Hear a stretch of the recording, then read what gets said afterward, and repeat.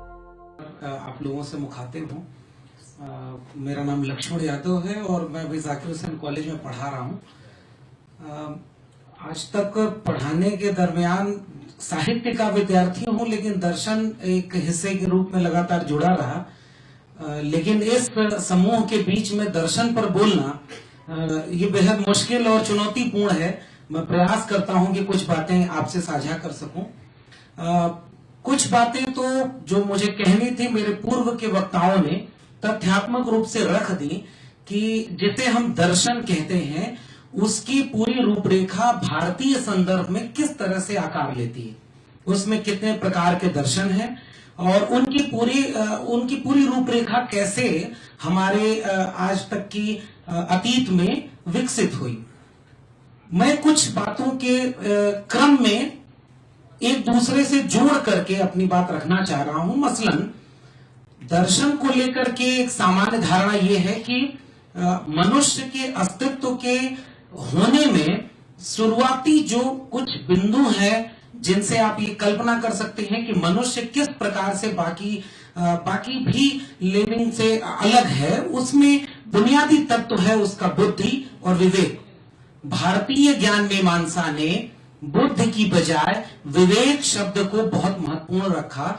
इसका बुनियादी आधार यह है कि विवेक में कई प्रकार के विस्तार की संभावना थी। इसीलिए जब भारतीय दर्शन की शुरुआत हम देखते हैं तो लगभग 1000 ईसा पूर्व से 4वीं ईस्वी तक के समय को विवेक काल कहते हैं, विवेक का दौर कहते हैं।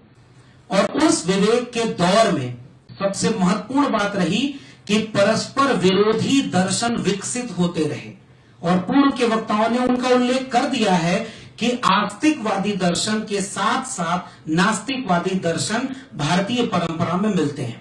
जब बुनियादी सवाल ये शुरू हुआ कि मनुष्य क्या है और मनुष्य के होने से जुड़ी हुई चीजें किन किन रूपों में आकार लेती हैं, उसी समय से निर्धारित होने लगा कि विमर्श किन विषयों पर होगा। उन विमर्शों का प्रस्थान बिंदु था कि आत्मा, जीव, संसार और उससे जुड़े हुए ईश्वर, माया और तमाम चीजों को विस्तारित रूप में दर्शन में व्याख्यायित किया गया। और सभी दार्शनिकों ने अलग अलग ढंग से यह बताया कि ईश्वर क्या है, मनुष्य क्या है, इन दोनों के बीच रिश्ता क्या है और उनका संसार से रिश्ता क्या है। लेकिन हम ये देखते हैं कि उसके पूर्व की बातें हो चुकी हैं। मैं 6वीं शताब्दी ईसा पूर्व से अपनी बात रेखांकित करना चाह रहा हूं कि जिस समय बौद्ध जैन दर्शन आए उन्होंने उसी समय के ईश्वरवाद के खिलाफ बातें कही और उन्होंने कहा कि कोई ईश्वर नहीं है, आत्मा है, लेकिन उसमें अपनी आत्मा, अपना दीपक आप खुद हैं। और उस समय उन्होंने उस पूरे स्थापित धार्मिक संरचना और दार्शनिक चिंतन के खिलाफ बातें कही। पूर्व के वक्ता ने कहा कि वो भारत में नहीं पनप पाया। यही विचार करने की जरूरत थी कि वे सारे दार्शनिक तत्वों पर प्रतिपक्ष में अपनी बात रखने वाले दर्शन कैसे चूक गए।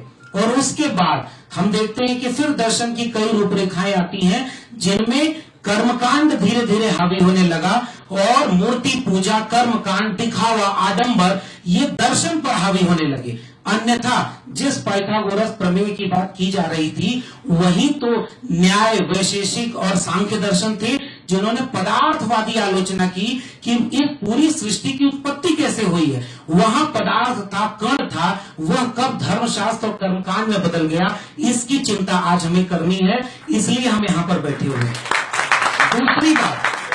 दूसरी महत्वपूर्ण बात यह है कि जब 6वीं शताब्दी ईसा पूर्व के बाद उस धार्मिक सुधार आंदोलन के फिर प्रतिकार में नए विमर्शों की शुरुआत होती है जिसको हम शंकराचार्य तक देख सकते हैं। और शंकराचार्य के यहां आकर के फिर से वो अहम ब्रह्मस्म में आया कि बाहर कुछ नहीं है, सब ब्रह्म है, बस अंतर यह है कि ज्ञान न होने की वजह से आपको आभास नहीं है कि आप ही ब्रह्म है।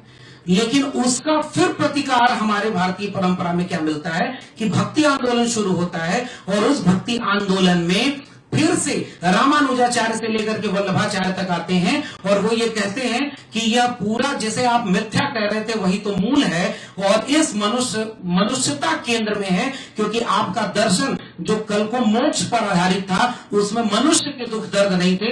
भक्ति आंदोलन ने उसे मनुष्य के दुख दर्द से जोड़ा। ये पूरे भारतीय दर्शन की सबसे खूबसूरत बात थी। और जिसका चूंकि समय कम है, मैं यही दो बातें कहना चाह रहा था कि दुनिया में आज जो परिस्थितियां हैं, उससे इतर हमें ये टटोलना होगा कि अपने अतीत में वे कौन से बिंदु हैं जिनको लेकर के शायद कुछ स्वयं सेवक लोग हमें भरमाने पर लगे हैं कि बगिया एक ही रंग की खिली होगी। अरे हम तो उस बगिया के वासी हैं जहां की परस्पर विरोधी थी, विचार विरोधी थे, लेकिन किसी की मॉब लिंचिंग नहीं होती थी।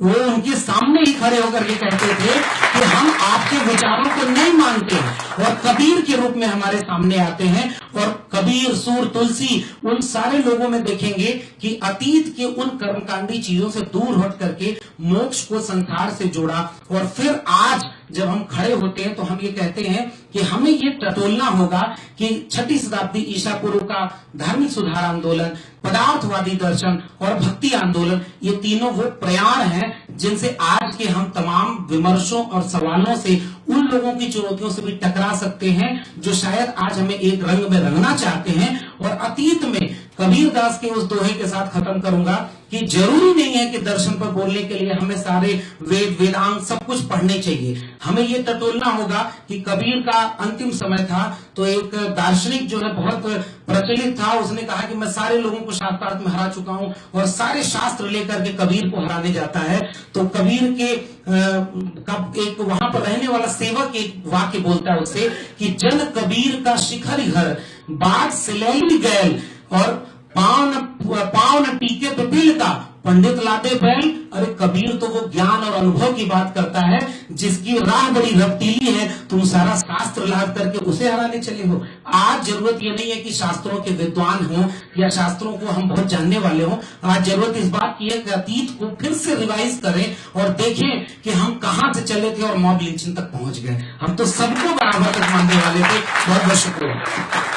नेशनल दस्तक को देखने वालों से अपील है कि वह नेशनल दस्तक के सपोर्टर फॉर्म को भरें ताकि हम सीधे आपसे जुड़ सके।